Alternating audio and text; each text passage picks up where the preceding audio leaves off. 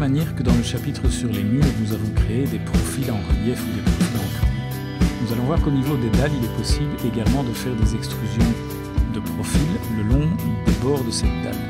Alors ça ne s'appellera pas directement un profil en relief ou un profil en creux, ça s'appellera en fait un bord de dalle. Donc si je suppose que cette dalle par exemple est une dalle de sol et que je souhaiterais réaliser un pied de gel en dessous de cette dalle, donc si je regarde ceci en coupe, je voudrais bien avoir ici un élément en béton qui va faire un pied de gel, ici.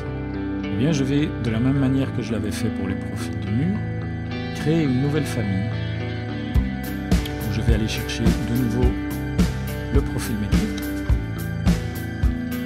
et je vais simplement dessiner des lignes qui constituent le profil que je vais extruder le long de ma dalle. Donc de nouveau, par rapport à ces deux plans de référence, le profil s'extrudera à partir de ce point-là, donc ce point-là doit être un point remarquable de ma dalle, donc ça paraît assez logique d'imaginer que ce soit la partie inférieure de la dalle, au niveau de la limite de la dalle, et donc je vais réaliser par exemple un profil qui fait 50 cm, et puis je vais mettre une pente à 45 degrés.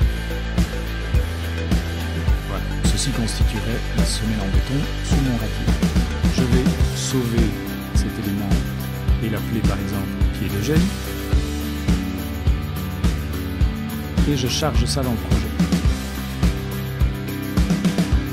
Je vais pouvoir maintenant directement en 3D regarder la dalle par le dessous. On va cacher. Donc si je ne sais pas si je suis au-dessus ou en dessous, si la perspective n'est pas très claire, j'ai toujours le repère ici du viewport qui me montre que je suis bien en dessous de la dalle. Et donc je vais venir activer la commande bord de dalle et je vais donc de nouveau, comme d'habitude, avoir des propriétés d'occurrence et des propriétés de type. Donc au niveau du type, je vais, alors si je n'ai pas encore utilisé ce bord de dalle-ci et que je n'en aurai pas besoin, plutôt que de le dupliquer, je peux simplement le renommer. Je vais appeler ça pied de gel. Et je vais aller chercher le profil que je viens de créer. Voilà, pied de gel. Et je peux lui donner un matériau.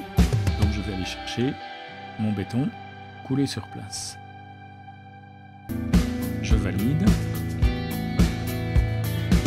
Et puis je vois qu'à ce moment-là, quand je promène mon curseur le long de la dalle, j'ai une mise en évidence des limites de la dalle. Donc je vais de cette manière-là pouvoir en une fois, de nouveau comme d'habitude, vous voyez que j'ai la mise en évidence d'une ligne. Si je pose sur tabulation, il me sélectionne en une seule fois toutes les lignes. Je clique et il me positionne mon pied de gel. Alors de nouveau et comme d'habitude, il est à l'envers. Et par contre ici, je ne vais pas m'amuser à aller l'inverser au niveau du profil lui-même, puisque je vois que j'ai la possibilité ici de faire une inversion soit verticale, soit horizontale de mon profil. Donc je vais directement demander une modification comme ceci, et je me retrouve donc comme ça avec mon pied de gel réalisé. Si je regarde ça en coupe, comme je lui ai mis le même matériau, eh bien je récupère mon pied de gel tout à fait homogène avec mon radier.